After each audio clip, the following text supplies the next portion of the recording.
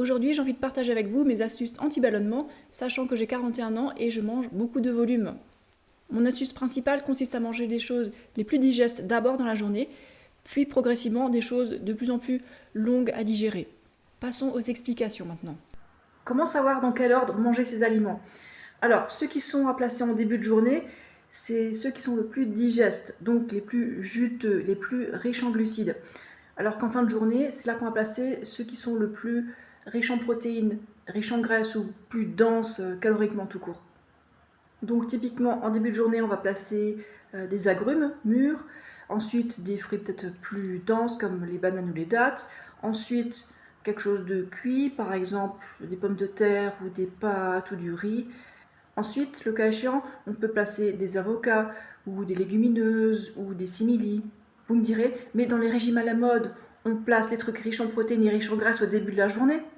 Eh bien, c'est exactement pour ça que la plupart des gens ont du mal à perdre du poids et ont du mal avec leur glycémie.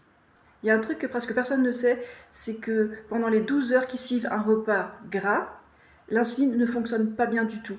Ce qui veut dire que le sucre reste bloqué dans le sang, il ne peut pas aller nourrir les cellules à cause de la graisse.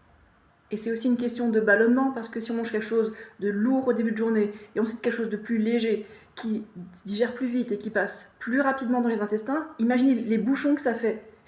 Imaginez des petites voitures sans permis qui roulent tout doucement sur l'autoroute, il y en a tout plein. Et derrière, il y a des bolides qui arrivent, parce qu'on les a mangés après. Eh bien, les bolides ont un mal fou à passer, ça se pousse comme des autotamponneuses. Bref, ça symbolise les ballonnements. Il y a aussi d'autres choses qu'on peut faire pour éviter les ballonnements, c'est simplement éviter les mauvais mélanges, ça c'est tout un sujet. Et on peut aussi faire de la course à pied ou du vélo pour favoriser le transit. Donc consommer assez d'eau et de fibres, c'est la base, mais ça ne suffit pas toujours. Et pour finir, en alimentation HSLF, on aime bien dire aller se coucher comme Bouddha, avec un bide bien rempli de Bouddha, et se réveiller comme Gandhi, donc avec un ventre tout plat de Gandhi.